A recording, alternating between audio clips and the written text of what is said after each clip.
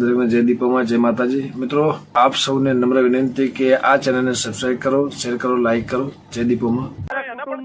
અમારા સમાજની છોકરીઓના આને નંબર લીધા અને એવું કીધું કે તું મારા જોડે વાત કર। પછી એ છોકરીએ ફરિયાદ કરી એટલે અમે આને કીધું કે આટલી વાત સામાજિક રીતે પતાવું આ વાહિયાત વાત છે।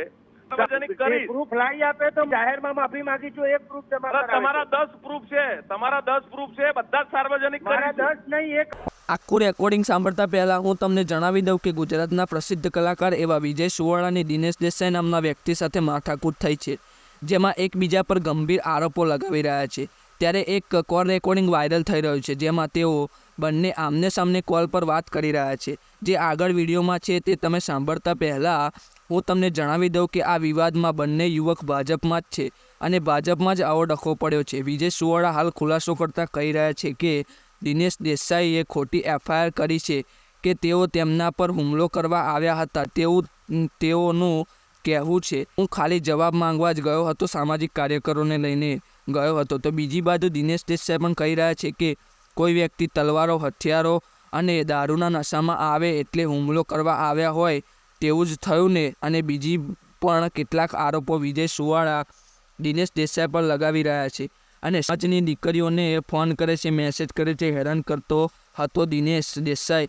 અને બીજી બાજુ દિનેશ દેસાઈએ વિડીયો બનાવી જણાવ્યું છે કે આ વાતનો પ્રૂફ મને આપો કે હું હેરાન કરતો હતો એમ। પછી બીજા બધા ઘણા આરોપો લગાવવામાં આવ્યા છે અને હવે આ વિવાદમાં શું થશે તે સમય જ બતાવશે। પરંતુ તમારું શું કહેવું છે, તમે કોના સપોર્ટમાં છો તે નીચે કોમેન્ટમાં જણાવો।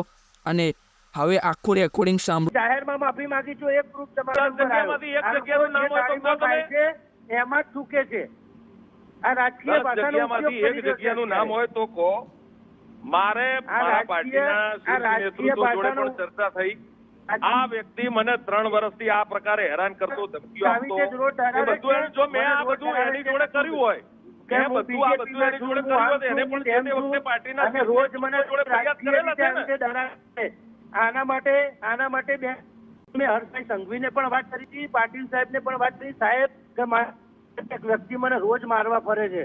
મેં સાહેબને બી કીધું હતું